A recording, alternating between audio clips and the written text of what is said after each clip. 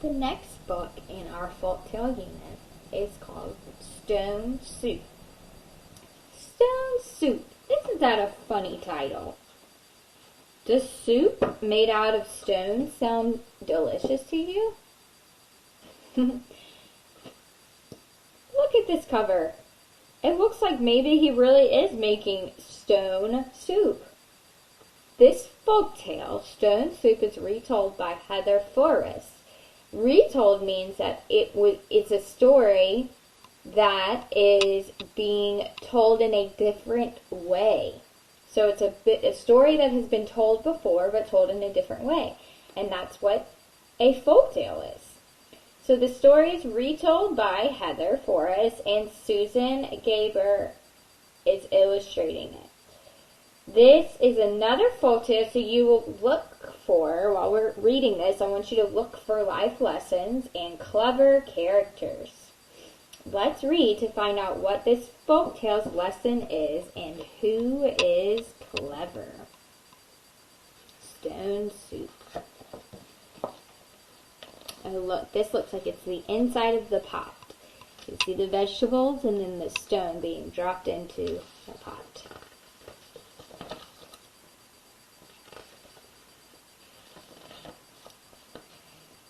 There was once a comfortable little village nestled in the mountains. The people who lived there had more than enough to keep themselves content. One day, 2 travelers came along. Their coats were tattered, their hats were torn, their dusty shoes had holes in their soles. Hungry and tired, one traveler said to the other, "Surely someone here can spare a bit of food."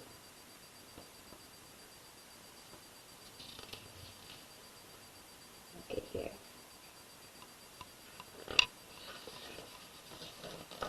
They knocked boldly on a door. It creaked open, and a woman asked, "What do you want?"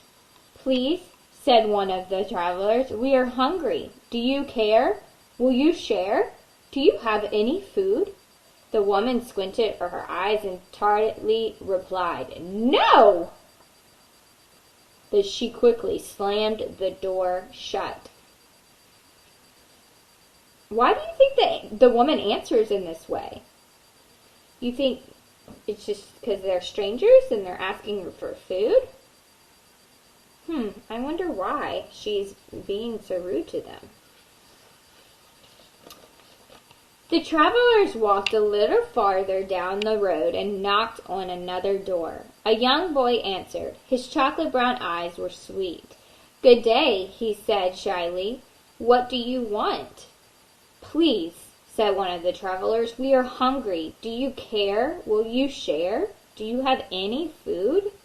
The boy replied, "There is no food here," and closed the door.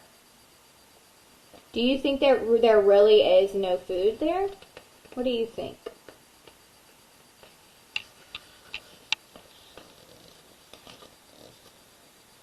The travelers wandered wearily through the village, knocking on every door. But everywhere they heard, "I don't care, I won't share, there is no food." They sat to rest beside a well. One traveler sighed and clutched his empty belly. He said, "If there is really no food in this elegant little village, then the people who live here are in greater need than we are. We should make them our magical soup." So, what is the problem? They are looking for food. They're hungry. They don't have any food. And so they've gone door to door asking for food. And the people are saying that there is no food. Do you really think that there is no food? Let's see. These men believe that there is no food. So they are going to make their magical soup. What do you think their magical soup is? Let's see. The 2 travelers climbed up on the edge of the well and shouted, "We are master cooks. If anyone in this town has a big black pot, we will make the most delicious soup anyone has ever tasted." A door slowly opened. A round man emerged, carrying a gigantic black pot. "I love to eat," he said. "Here's a pot. Let me see what two master cooks can do with it." "Watch and see," said one traveler with glee. The travelers filled the pot with cold water and built a fire. Soon the flames licked the sides of the pot and billows of steam rose into the air. Curious people began to gather. "What is happening?" the townspeople asked. "We are making an unusual soup," said one of the travelers. "It requires a special magical ingredient. I am certain we will find it in this town." All the eyes in the crowd watched as one of the travelers reached down and picked up an ordinary stone. Ordinary means plain, just a plain old stone. Do you think that this plain old stone that they just randomly picked up off the ground is magic? Let's see. He tossed it into the pot with a splash. "We're making stone soup," he said. "It will be nutritious, delicious, incredible, and edible, but it would taste better." He paused and sighed. "If we only had a carrot." "Where would we find a carrot in this town?" the other traveler asked. "We knocked on every door and everywhere we heard, 'I don't care, I won't share, there is no food.'" "Then perhaps we cannot make the delicious soup after all," they both announced with a sad shrug of their shoulders and began to turn away. A child timidly raised her hand and said, "Wait, I might have a small carrot."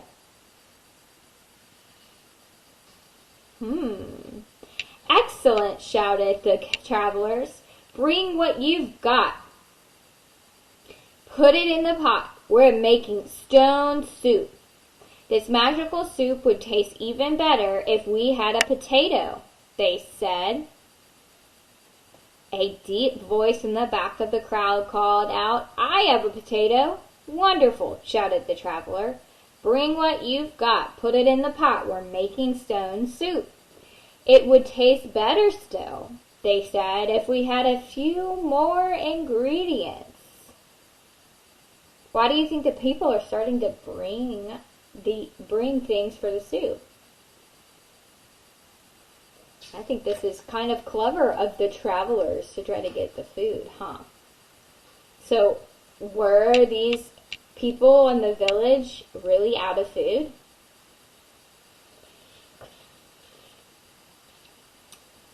"Perhaps," said one villager, "I could bring a green bean." "Well," said another, "if you are going to bring a green bean, I will bring a kernel of corn." "I shall not be outdone," cried another. "I will bring an egg noodle." One by one voices announced, "I will bring a slice of celery. I will bring a pinch of pepper. I can bring a sprig of parsley. I might have a tiny turnip." "Well, why are you waiting?" cried the traveler. "Bring what you've got. Put it in the pot. We're making stone soup."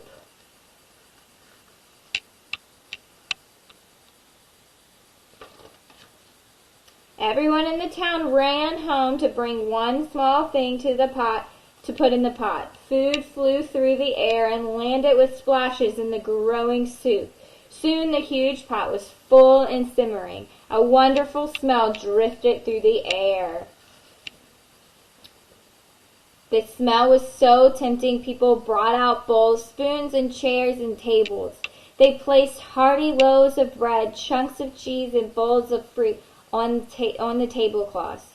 Everyone came to taste the soup and marveled at the flavor. "It's amazing," said the one woman. These two travelers made such a delicious soup out of stone." "Out of a stone?" said the travelers with a grin. "And a magical ingredient, sharing."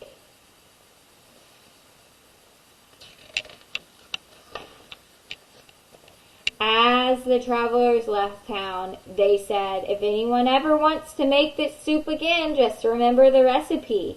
Bring what you've got, put it in the pot. Every bit counts, from the largest to the least. Together we can celebrate a stone soup feast. How do you think that this, oh look, and this is a recipe for stone soup. How cool. Boys and girls, how did the villagers change during this story? What was the real magic that made the soup? Was it the stone? Was it really the stone? No, it wasn't. It was the sharing, huh? Boys and girls, what lesson can you learn from this story? I think that the lesson is telling us that sharing works just like magic. So, if you share, wonderful things can happen when you share, huh? Just like this story, Stone Soup. Wonderful things happened. The community got closer because they made the stone soup. The two travelers, did their problem get solved? Yeah, they found food. They got food. So these people in the community weren't really out of food. They just I guess didn't really want to share. And these two travelers helped them share. So do you think that one day they'll make the stone soup again and all share a nice stone soup meal together? I think maybe these travelers taught them a lesson, and I think that they may do that. Okay, boys and girls, I really enjoyed reading this story with you. Tomorrow on Zoom, I will be reading another stone soup. It's the same story, but it's going to be different, and it's going to be told by a different person. So it may have this similar message, but we're going to compare and we're going to contrast between the two books, this stone soup and the one I will be reading tomorrow. So tune into Zoom tomorrow at 9:30 so that we can read the other stone soup and see how this is the same and how it is different.